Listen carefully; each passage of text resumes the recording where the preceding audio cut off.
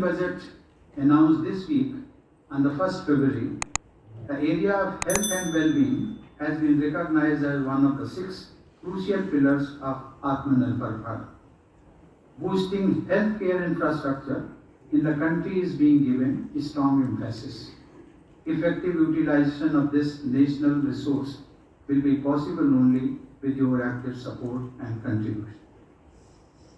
Dear students, the demand for healthcare services in our country will undoubtedly keep growing, and the range of healthcare issues you will be addressing in India will be among the broadest in the entire world.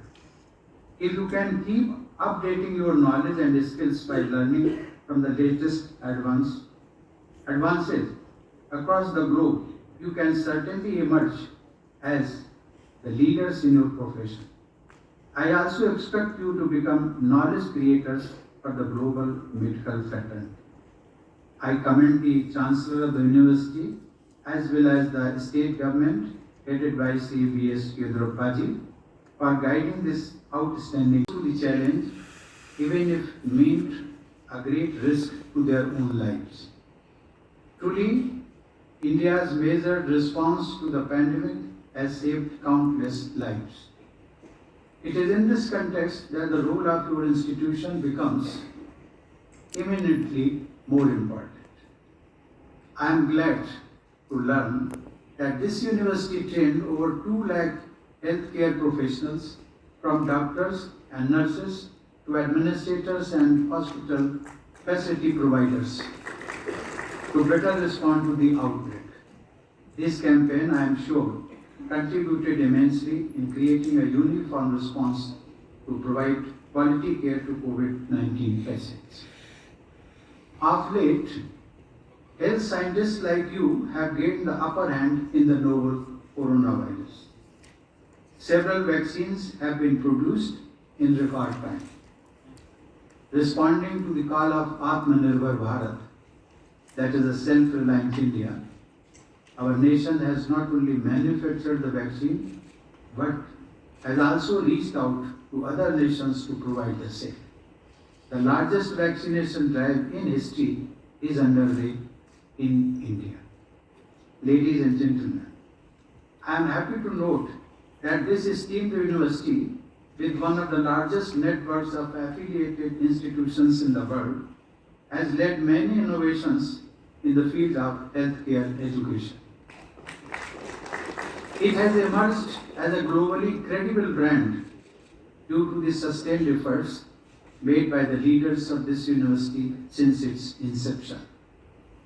I am told that this large health science university in India has more than 800 affiliated institutes, covering a wide range of courses in health sciences, including Ayurveda, Unani, naturopathy, and yogic sciences, homeopathy, as well as pharmacy.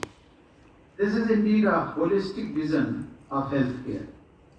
The university is also at the forefront of advancing knowledge and skills through research and development and extension activities. For this purpose, it has joined hands with select institutes of excellence in India and abroad. In today's convocation, I am told about 28,000 undergraduates, 6,000 postgraduates, and 200 candidates of super specialty, fellowship, certificate courses, and PhD are being awarded their degrees. The numbers are very impressive indeed. It is heartening to note that today the total pool of healthcare professionals in India goes up substantially. Ladies and gentlemen, healthcare delivery in India is poised to undergo a change at all stages: prevention, diagnosis, and treatment. No single entity in the healthcare sector can deliver results and achieve outcomes. The evolution of the sector calls for active involvement and participation of all stakeholders and the use of innovation to bridge intent and execution. Moreover, The first major pandemic in over a century has taught us to be better prepared for unforeseen public health crisis. Though COVID-19 seems to be one of a kind health crisis that happens rarely, a section of scientists has warned us to be prepared for similar challenges ahead. The world has, let us hope, learned the right lessons. In the post-COVID phase, the world will have to pay more attention to public health care. While the priority there has to be the needs of underprivileged, we have seen a crisis that cut across class and geography. But the pandemic has taught the world that one cannot be safe if others are at risk. It is a lesson in universal brotherhood. That spirit, incidentally, finds beautiful expression in what is called the universal prayer. As a part of it, we say, Sarve Bhavantu Sukhina, Sarve Santu Niramaya. It means, may all be happy, may all be free from illness. It is in striving to make all free from illness that you will find your true calling. Dear students, today is a momentous day in your life. May God bless you all in your career as healers. I also pray that God gives you the wisdom to always realize that you are in a very noble profession that deals with human life and requires the highest degree of personal integrity. Today, however, is not the day when your education ends. Only a phase of it ends today. And real education begins now. Medical science is growing by leaps and bounds, all ever increasing pace. The rapid growth of research and technological innovations in medical sciences has enhanced the quantum of knowledge manifold.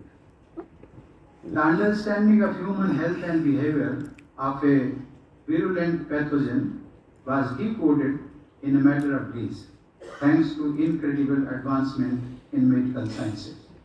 That is, of course, a welcome development, and during about 13 months of the pandemic, we have witnessed how quickly scientists were able to understand the virus and devise ways to control its spread.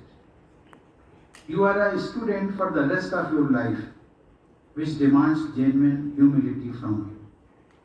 From today, you are also a practitioner. Your knowledge and skills are going to provide people relief from diseases and even save life. That is why people consider doctors and allied professionals as angels on earth.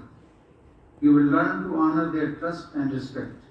You will strive to reach out to all those people you can help. Your entry into this noble profession opens up for you unforeseen and unprecedented opportunities to serve humanity. It depends on you as to how